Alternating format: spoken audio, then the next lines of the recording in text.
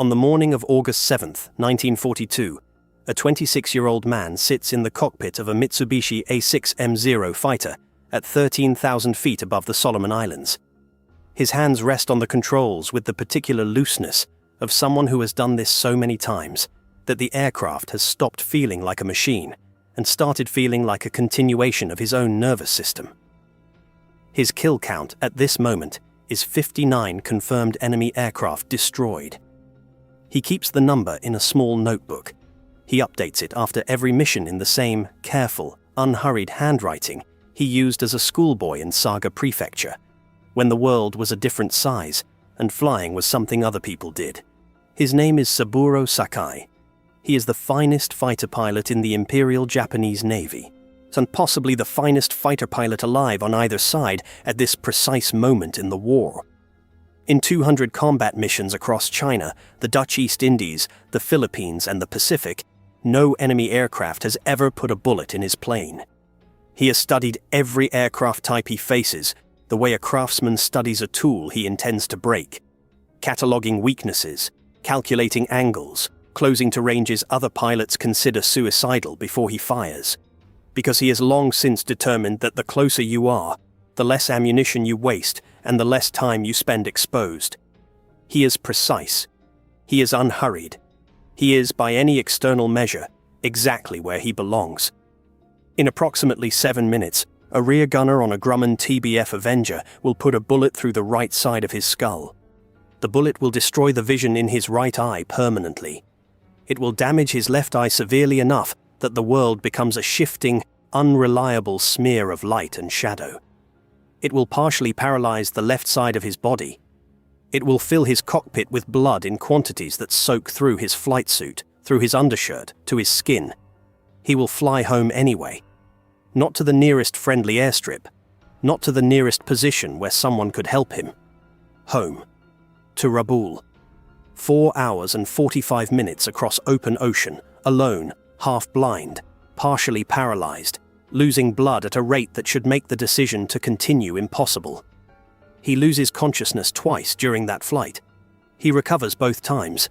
He cannot explain how, and he will spend the rest of his life being asked to explain it. And his answer is always the same. He does not fully know. When he lands at Rabaul, the ground crews who run to his aircraft see a man so saturated with blood that they cannot initially determine where the wounds are. They assume he is dying. They assume that whatever brought this aircraft back was something other than a living man. He is alive. But the man who climbs out of that zero on the afternoon of August 7th, 1942, is not the same man who climbed in. Not because of the eye, which he will never recover. Not because of the paralysis, which will require 2 years of obsessive rehabilitation to resolve. Not because of the 2 years he will spend in military hospitals while the war continues without him, which is its own particular torment for a man built entirely around forward motion. The change is something the surgeons who work on his skull cannot see and do not look for.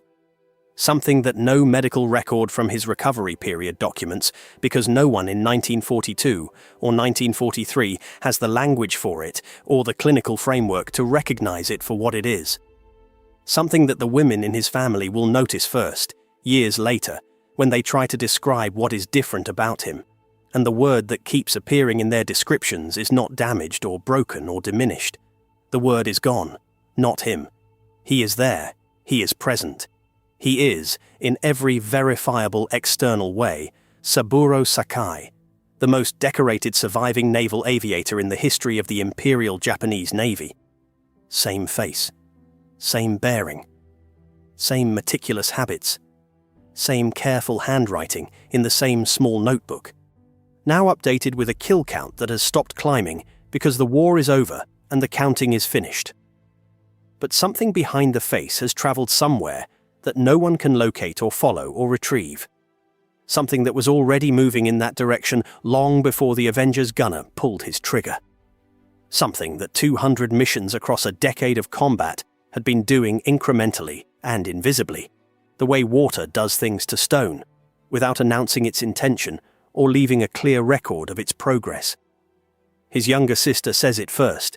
She says it without meaning to. the way people say true things about the people they love, in the middle of a conversation about something else entirely, as an observation rather than a complaint. She says, "You used to smile more easily than this." He does not have an answer.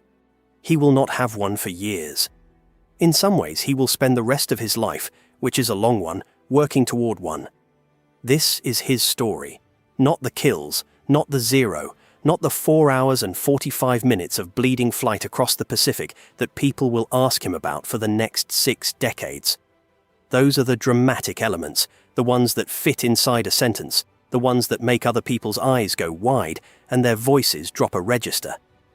This is the story of what 200 missions actually cost.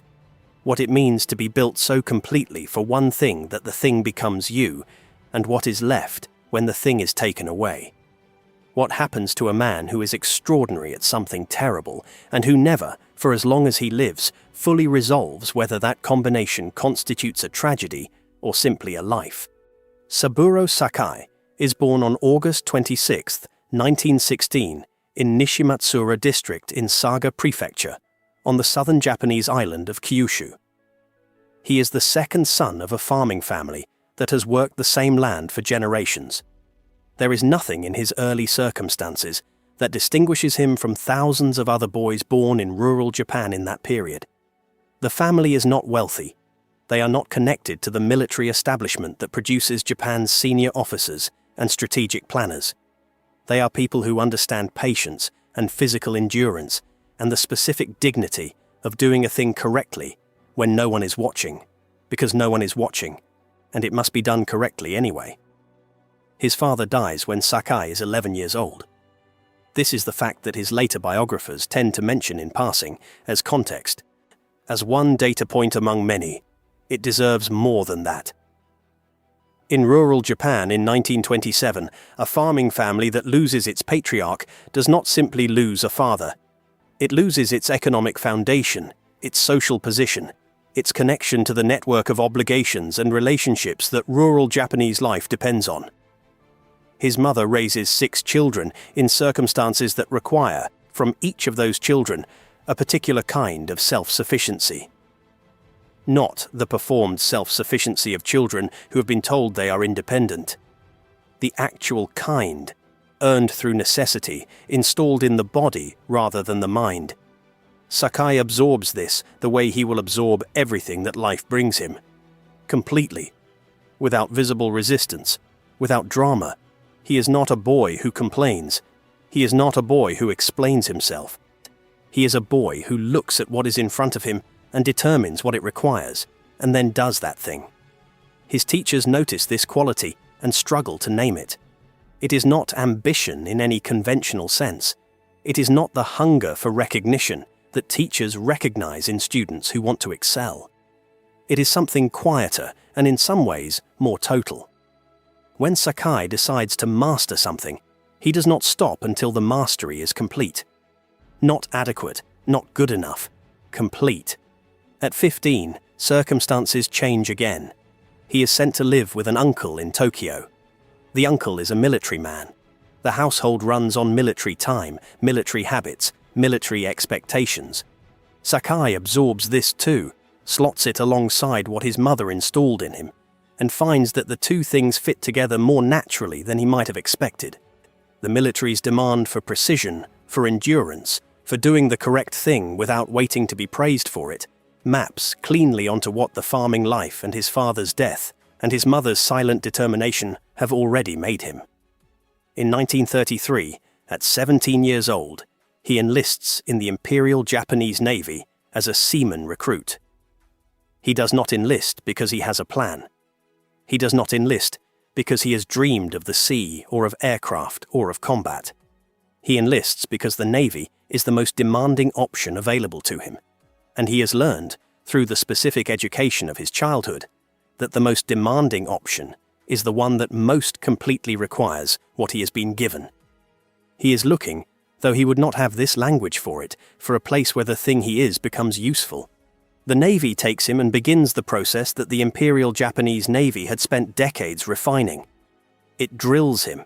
It subjects him to physical and psychological pressure calibrated to find the breaking point and then push slightly past it. It is designed to eliminate, systematically and without sentiment, the men who have a breaking point that the Navy considers too close to the surface. Sakai does not break. This is not because he is without fear or without limits. It is because the pressure the Navy applies is not, to him, entirely different in kind from the pressure his childhood applied. He has been here before, in a different form. He knows how to be here. He qualifies for aviation training in 1937. This is not common, The Imperial Japanese Navy's pilot training program in this period is the most demanding in the world by almost any available measure. Of every 100 men who begin, fewer than 10 complete it.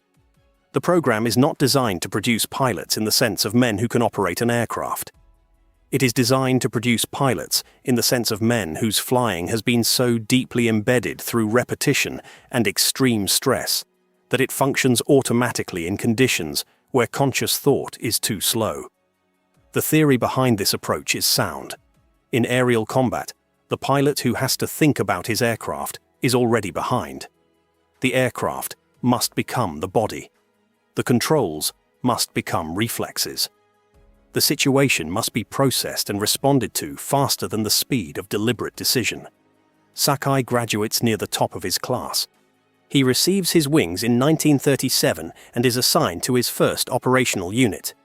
What he is not told, because no one in 1937 is equipped to tell him, is what this training is also doing to the rest of him.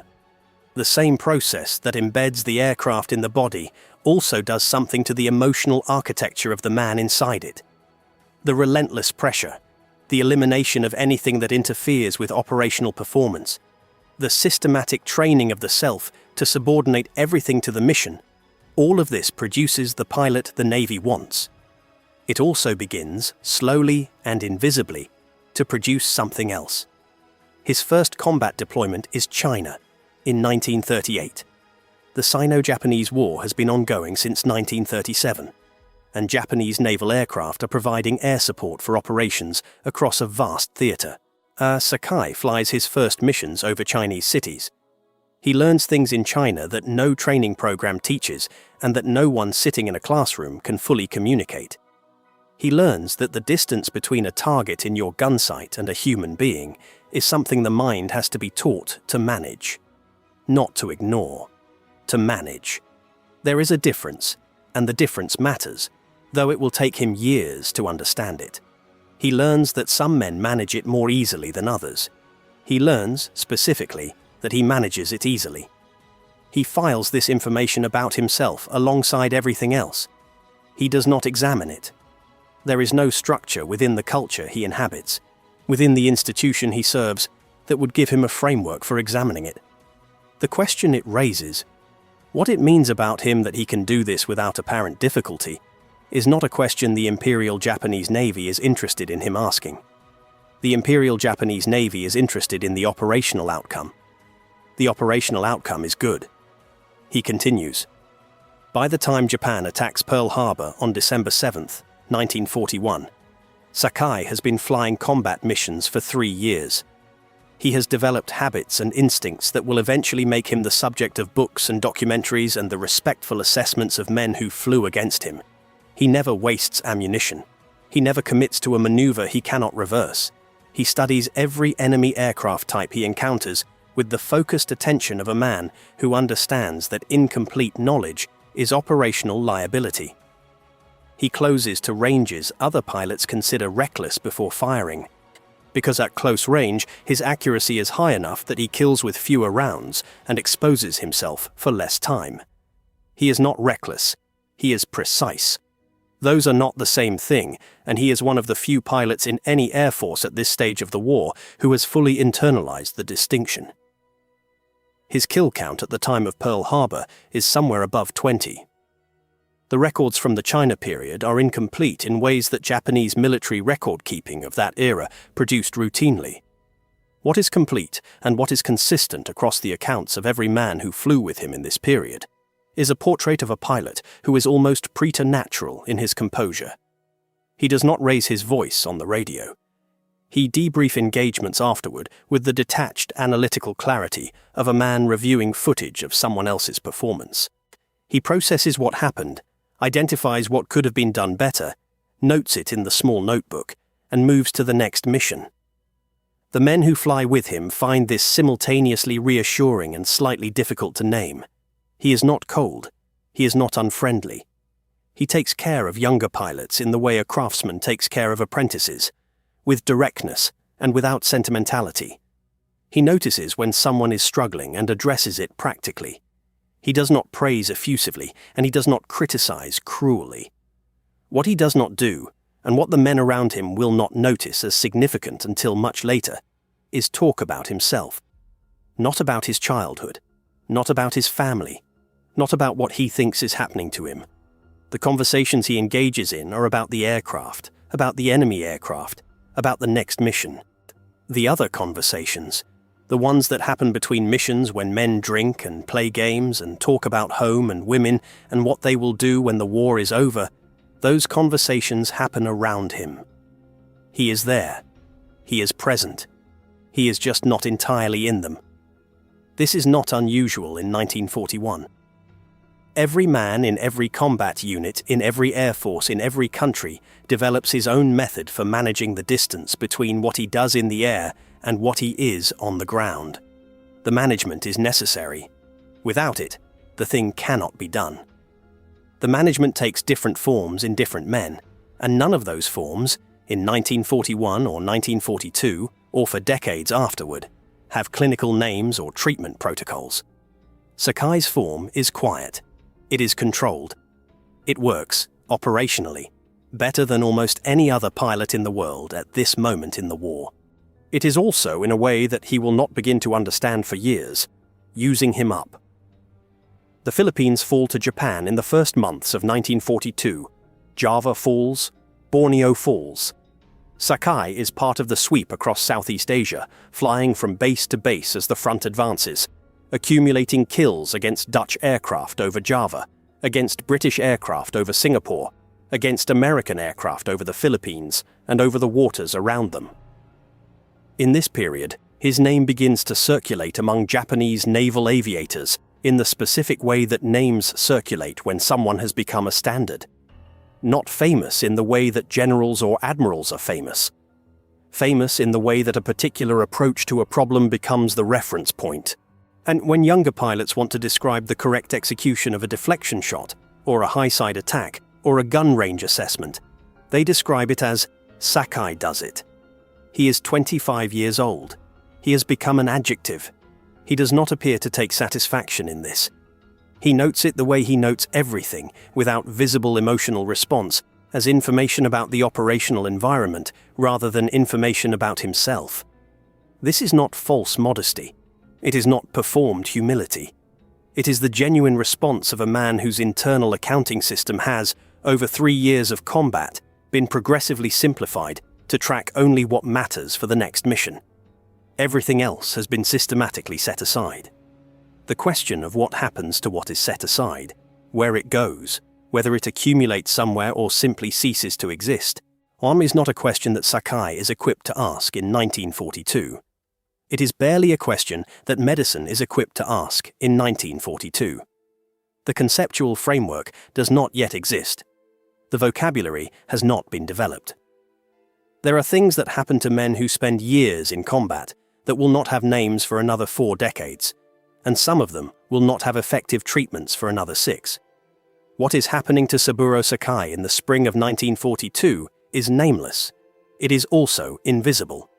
From the outside, he is performing at the peak of his capabilities. From the inside, the performance is the only thing left.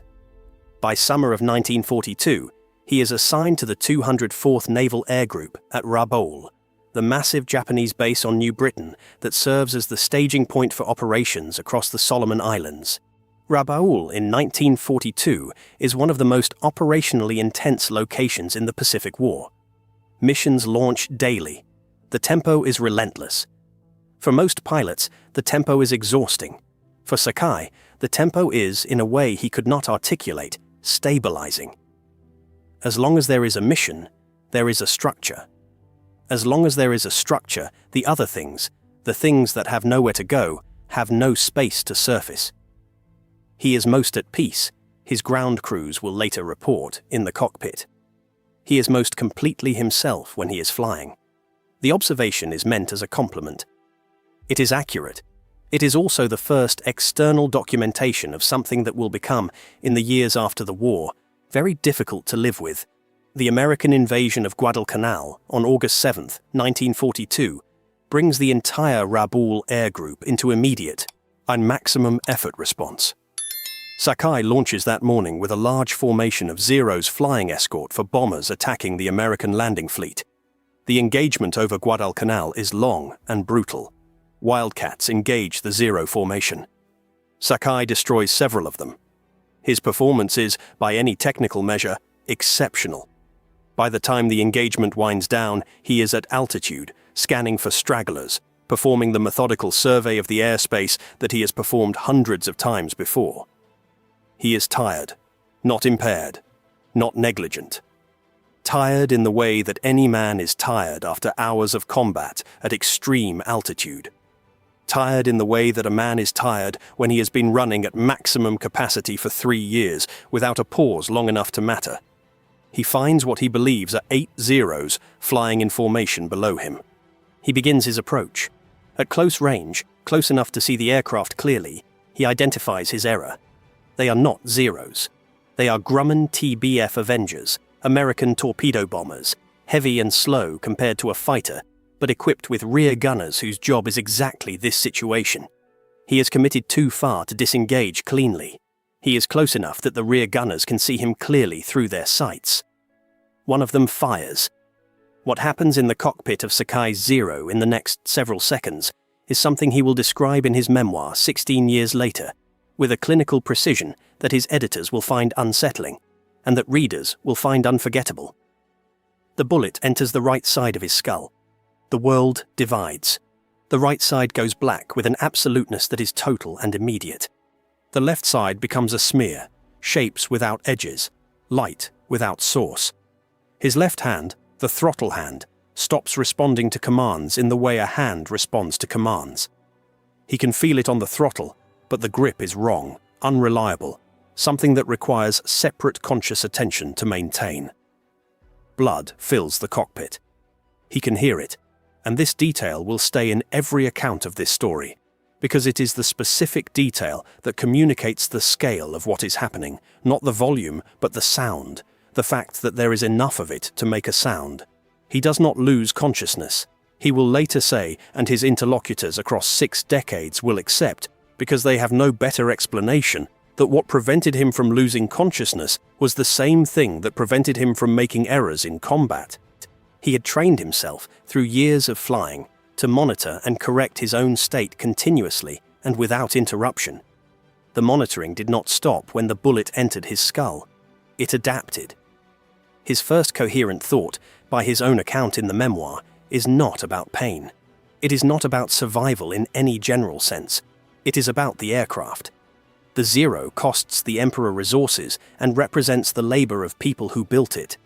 He has been entrusted with it. He will return it. That is what he thinks about. The aircraft.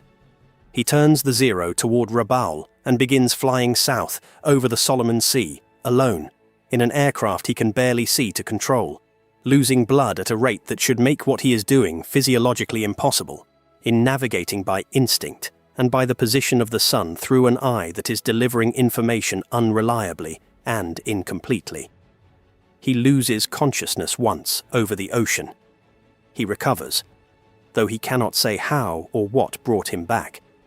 He loses consciousness a second time, closer to Rabaul. He recovers again.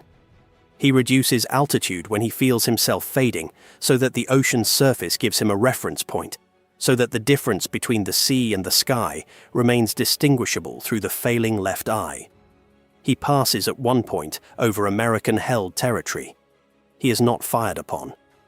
The Americans who might be watching either do not see him or see something in the erratic flight path of a damaged Zero and cannot determine if it is a threat or already finished. He lands at Rabaul at approximately 1500 hours. The ground crews who reach his aircraft find a man covered in blood from helmet to boots. They cannot see the wounds for the blood. They assume he is already dead or within seconds of it. They are operating on the reasonable assumption that a human body cannot sustain this level of blood loss and still be functioning. He is functioning. His first words, by the account of the crew chief who reached him first, are a request for information about the other pilots from his formation. He is taken to the base hospital. The surgeons who examine him determine that the bullet has entered the right hemisphere of the skull without penetrating to the brainstem, which is the specific reason he is alive. The right eye is gone. The damage to the left eye is severe and the prognosis uncertain. The paralysis in the left side of his body is neurological and may or may not resolve. He is 26 years old. The 2 years of recovery that follow are documented in the medical records of the Imperial Japanese Navy and in fragments of Sakai's own later writing, and in the accounts of the men who knew him during this period. They constitute one of the most demanding periods of his life, which is a meaningful claim for a man who has spent 3 years flying combat missions across the Pacific. He is in Yokosuka Naval Hospital for much of 1943. The surgeons do what they can with what they have, which is the limiting condition of military medicine in 1943 everywhere, and particularly in a Japan that is beginning, by the middle of that year, to feel the weight of a war that is going wrong in ways that the official communications do not acknowledge. He is operated on multiple times. The procedures are performed with limited anesthesia because anesthesia resources are rationed. He does not complain about this in any documented way. The rehabilitation of the paralyzed left side is something he undertakes himself, with the same obsessive consistency he has applied to everything else in his life. He establishes a daily regimen of exercises. He pushes past the pain points that physical rehabilitation always produces. He tracks his own progress with the same methodical attention he brought to tracking kill counts, noting improvements and failures with equal dispassion. The left eye recovers partially. The right eye does not recover at all. By the standards of every air force in the world, a pilot with monocular vision is a pilot who can no longer fly combat. The loss of depth perception that results from losing one eye makes the precise distance judgments of aerial combat unreliable. The loss of peripheral vision on the affected side creates vulnerabilities that an experienced enemy pilot will find and exploit. The math of aerial combat does not work for a one-eyed pilot. Sakai is informed of this. He accepts the information with the same composure he accepts all information. He then begins training himself, alone, with improvised exercises, to compensate for what his right eye no longer provides. He develops techniques for judging distance with a single eye that are not in any training manual, because no training manual was written for this situation. He tests them. He refines them. He tests them again. By 1944, the Imperial Japanese Navy is in desperate need of experienced pilots. The Marianas Turkey shoot in June 1944 will destroy the last significant reserve of trained naval aviators Japan possesses. The Navy that trained Sakai, that brought 10% of its applicants through to qualification, is now accepting men with 40 hours of total flight time and putting them in aircraft against Americans who have 300 hours minimum before their first operational mission. In this context, the Navy makes an exception. A pilot with one eye who was the finest aerial combatant the service has produced is preferable to the alternatives that 1944 is providing. Sakai is returned to flight status. He returns to combat over Iwo Jima in 1944. He scores additional kills. He survives engagements that should statistically not produce survivors from the Japanese side. He performs at a level that is, given everything that has happened to him, almost incomprehensible by any rational assessment of what a human being in his condition should be capable of doing.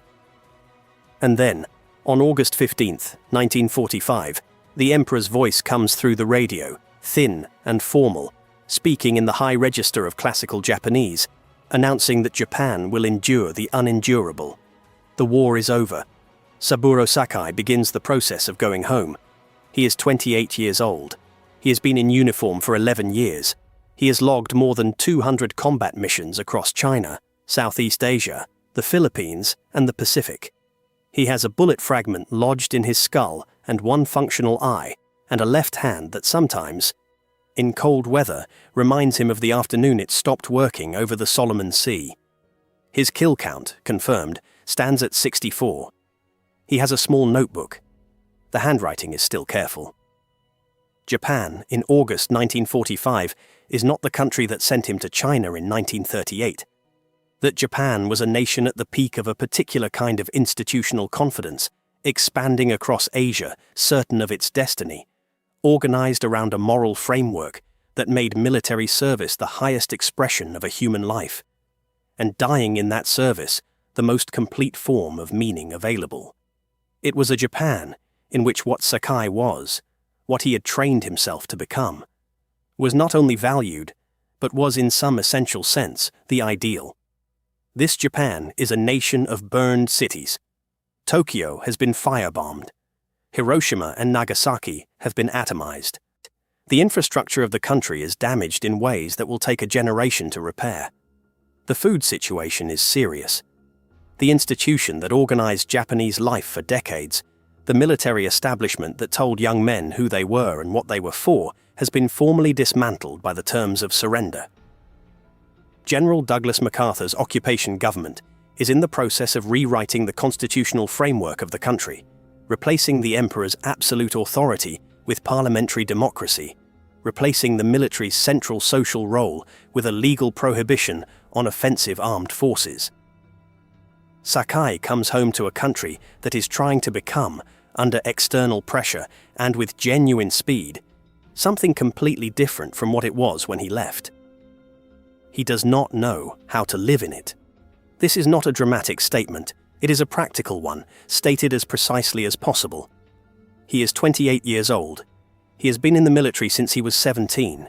The formative decade of his adult life has been spent in cockpits over foreign countries, surrounded by men whose entire existence was organized around the same objective as his. He has no civilian skills in any sense that the post-war civilian economy recognizes. He has a notebook with a kill count. He has a skull with a bullet fragment. He has habits of mind so completely formed by 11 years of military life that they do not simply dissolve because an emperor has spoken on the radio. The Japan he comes home to is trying not to think about men like him. Not because it does not care about him. Because thinking about him requires thinking about what he was and what he did and what the country that made him was, and that thinking is, in 1945 and for years afterward, something that post-war Japan finds it very difficult to do with any consistency or honesty. The official position is that Japan was led astray by militarists who manipulated a population and an emperor into a war of aggression that ended in catastrophic defeat. This position is useful because it distributes responsibility in a way that allows the country to move forward.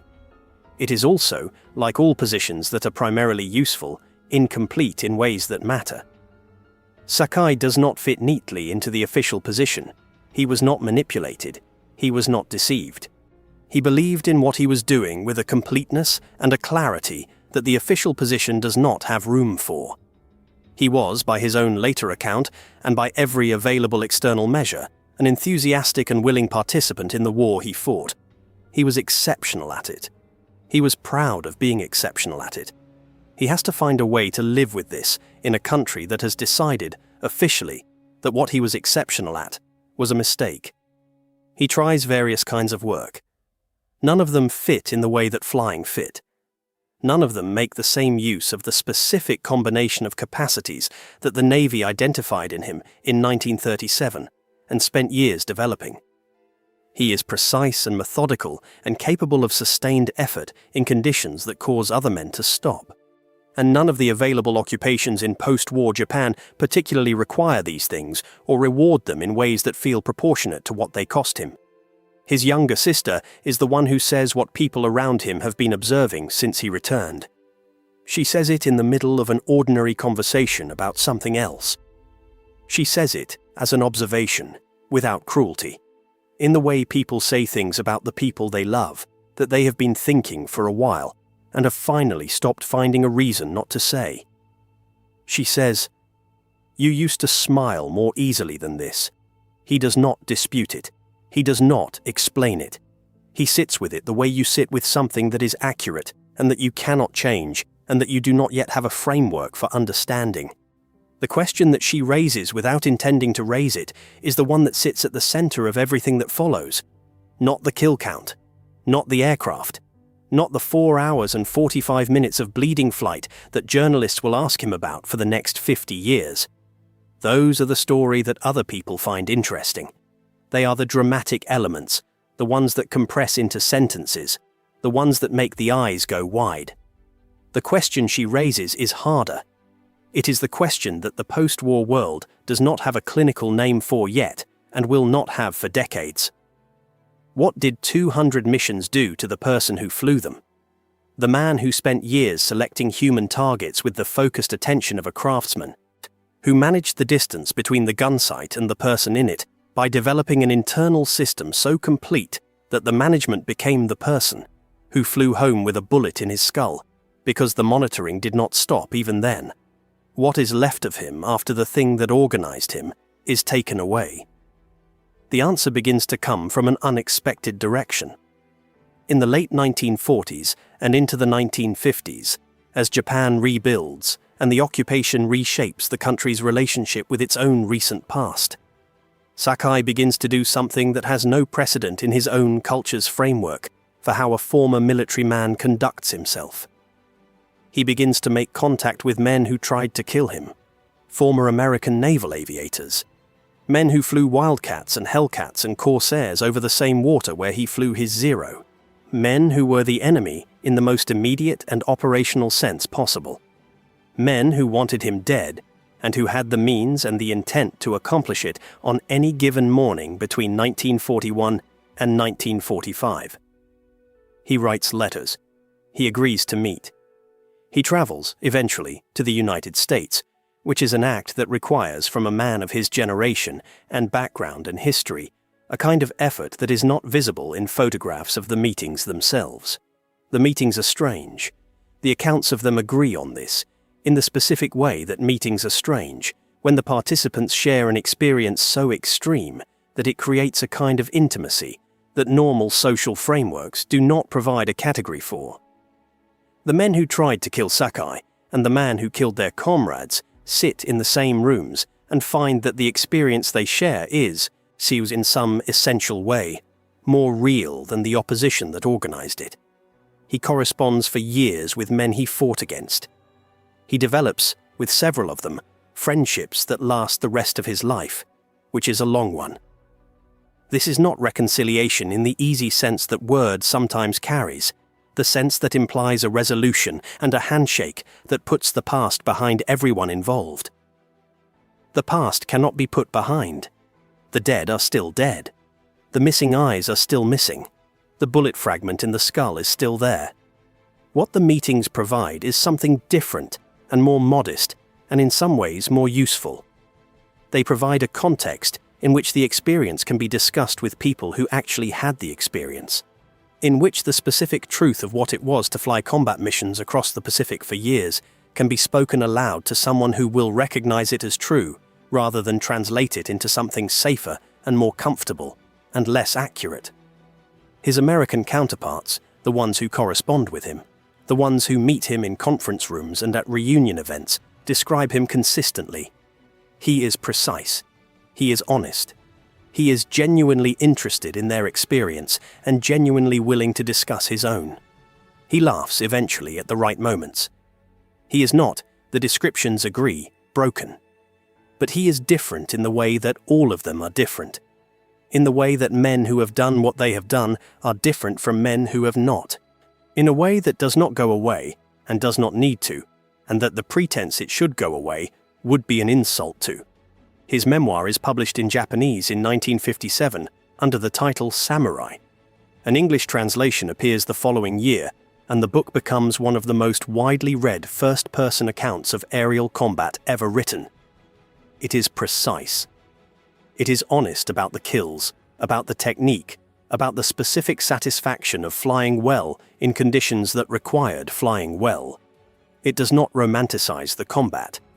It also does not perform the retrospective horror that post-war audiences sometimes expect from men who fought for the losing side of a war that produced the outcomes this one produced. Sakai writes about what it was. He writes about it as someone who was genuinely committed to what he was doing while he was doing it, and who is now looking at it from a sufficient distance to describe it accurately, and who is not willing to pretend he was less committed than he was in order to make the account more comfortable for readers who need that pretense to organize their own feelings about what happened. This makes the book, depending on who is reading it and what they bring to it, either very honest or very uncomfortable. Sometimes both simultaneously. He travels for lectures and airshow appearances and veterans reunion events in Japan and occasionally abroad. He meets American pilots at these events with the same directness and the same composure he brought to everything else. The American pilots, who have their own version of the same question his sister asked, who are also trying to figure out what to do with the thing they were and the things they did, recognize something in him that they do not always find in each other. He is, they say in various ways, in various accounts, someone who went all the way into it and came back honest. He receives awards and recognition from the Japanese government and from aviation organizations. He is photographed, he is interviewed, he is asked repeatedly by journalists and historians and documentary makers and students to explain the 4 hours and 45 minutes. He explains it each time with the same clinical precision, without embellishment, without false modesty. He is never asked, in any of the documented interviews from this period, the question his sister asked. It is not the kind of question that journalists in this period ask. It is not the kind of question that veterans organizations in this period recognize as a legitimate subject for public discussion. The frameworks that would make it speakable in a formal context are still decades away. He lives with it privately. He finds pieces of the answer in places that are not obvious. In the 1970s and 1980s, he spends time with younger pilots, with aviation enthusiasts, with students who come to hear him speak at airshows and universities. He is patient with them in the way he was patient with younger pilots in the air groups, directly and without sentimentality, and with genuine attention to what they actually need to understand, rather than what they think they want to hear. He tells them things that are not in the official accounts, not secrets, not confessions, things that are simply true and that the official accounts leave out because the official accounts are organized around what is dramatic and what is safe rather than what is accurate and what is complete. He tells them that precision is not the same as confidence, that the men who appeared most certain in the air were often the men who had learned to manage their uncertainty most completely, which is not the same thing as being without it. He tells them that the distance between a target in a gun sight and a human being is not nothing, even when it appears to be nothing. That the management of that distance is something the body does, and that the body keeps the account even when the mind does not, and that the account comes due eventually in forms that are not always recognizable for what they are. He tells them, once, in a documented interview that was not intended for wide circulation, and that exists now primarily in aviation history archives, that the hardest thing about being very good at something is that the something defines you so completely that you do not notice what else you are losing while you are developing it. He says that by the time he understood this, he had been losing it for a long time, and the recovery, if it is even the right word, was slow and partial and ongoing. He does not specify what he means by it. He does not need to. There is a fact about Saburo Sakai that appears in the accounts of people who knew him in his later years, and that most formal accounts of his life mention briefly or not at all.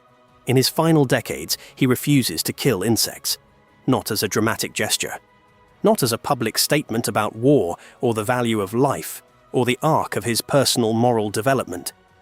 He simply refuses. He goes around ants on the pavement. He removes spiders from his house rather than killing them. He watches beetles on a garden path and waits for them to complete their crossing before he walks. The man with 64 confirmed aerial kills, with a skull that contains a bullet fragment and a socket that contains a glass eye, declines in his 70s and 80s to end the life of an insect. When this is noted in interviews, he does not make speeches about it. He does not offer a philosophical explanation or a spiritual framework. He says simply that he has killed enough things.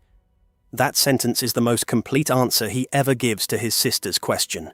Not an explanation, not a resolution. Not a statement that the question has been answered or the account balanced, or the distance between the gun sight and the human being finally and definitively closed. A statement of account. He has killed enough things. He will not add to the count. The counting has stopped. The notebook is finished. Saburo Sakai dies on September 22, 2000, in Tokyo. He is 83 years old. He suffers a cardiac event at a dinner for naval aviation veterans. He is in the company of men who flew with him or against him, or who grew up reading about what he did and came to meet him and found someone more complicated and more honest than the legend, which is the thing that usually happens when you meet someone the legend has simplified. He dies among aviators. This is the only company that ever fully made sense to him, and it is perhaps the most accurate possible ending for a man whose life divided itself so completely into the years when the thing made sense and the years when he was trying to figure out what else there was. The Japanese government issues a statement. Aviation historians write assessments. The American pilots who had corresponded with him for decades write about what he meant to them, in language that is complicated in the way all honest language about Saburo Sakai is complicated, because he was the enemy, and he was also someone they came to know, and the two things do not resolve into one thing simply because a man is dead. His memoir stays in print. His kill count is in the record. The bullet fragment is in the skull, which is in the ground. The notebook is somewhere. The small one with the careful handwriting. The one he updated after every mission. No account of his life specifies its final location. No one knows what happened to it after the war ended and the counting stopped. The story of Saburo Sakai does not resolve into a lesson. It does not tell you that war is bad, which you already know, or that exceptional skill is morally uncomplicated, which you already suspect it is not, or that the men who are best at terrible things are themselves terrible, which the evidence does not support. It does not tell you that recovery is possible, or that it is not. It does not tell you that the distance between what a man does and what a man is can be closed, or that it cannot. It tells you something more precise and more uncomfortable than any of those things. It tells you that a human being can be developed through the right combination of natural capacity and extreme training and sustained operational demand to function at the absolute edge of what the human nervous system can sustain for years, and that the development can be so complete and so total that what comes out on the other side is in every verifiable external way the same person who went in. And that something will be different anyway. Not broken in the way that visible breaks are broken. Not absent in the way that absences are measurable. Different in the specific way that things are different when they have been under sustained and extreme pressure for a very long time. The way metal is different after it has been worked, even when it holds its form. Even when it does everything a piece of metal is asked to do. Even when no one looking at it from the outside would see anything wrong. His sister saw it. She saw it without the clinical framework that would eventually give it a name. She saw it the way people see things about the people they love that the people themselves cannot see, because proximity and love provide a kind of observation that neither medicine nor history has quite replicated. She said, "You used to smile more easily than this." He did not argue. He did not explain. He lived with it for 55 years after the war ended, the way you live with something that is true and that belongs to you completely, and that you are not going to resolve, but that you are, if you are Saburo Sakai, going to be honest about. He refused to kill insects. He said he had killed enough things. He sat with men who tried to kill him and found in those rooms something that the years of flying and the years after the flying had not provided anywhere else. He was precise and honest and genuinely interested and not entirely comfortable and not pretending to be. He did not forget how to smile. His sister's phrase is a poet's phrase, and poets compress. What he forgot, what 200 missions took from him so gradually and so completely that the taking was finished before he noticed it was happening, was the particular kind of easiness that exists in a person who has not yet learned what the gun sight costs. The lightness that lives in people who have not yet paid the specific price that his life required of him. He paid it. He paid all of it. The eye and the skull and the 4 hours over the Pacific and the 2 years of rehabilitation and the 55 years of trying to figure out what else he was. What he kept, and what the accounts of the people who knew him in his final decades consistently document, is something rarer, and in some ways more valuable than the easiness he lost. An absolute refusal to be dishonest about what he had done and what it had cost, and what it had made of him.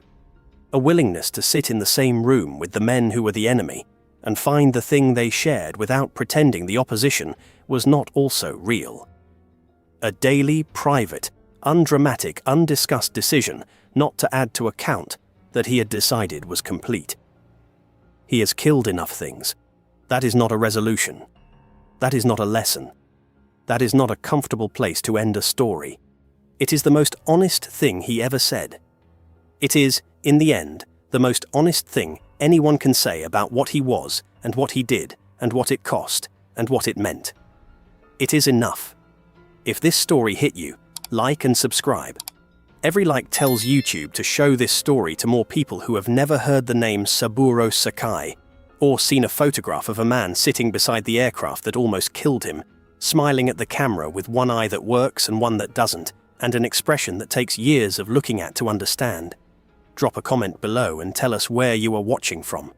And tell us this. Do you think a man can spend a decade becoming something, and then simply decide to become something else? Or does the something stay, the way bullet fragments stay, lodged where they lodged? Part of the structure now, not going anywhere. Now watch this next video. You are not going to believe what these men did.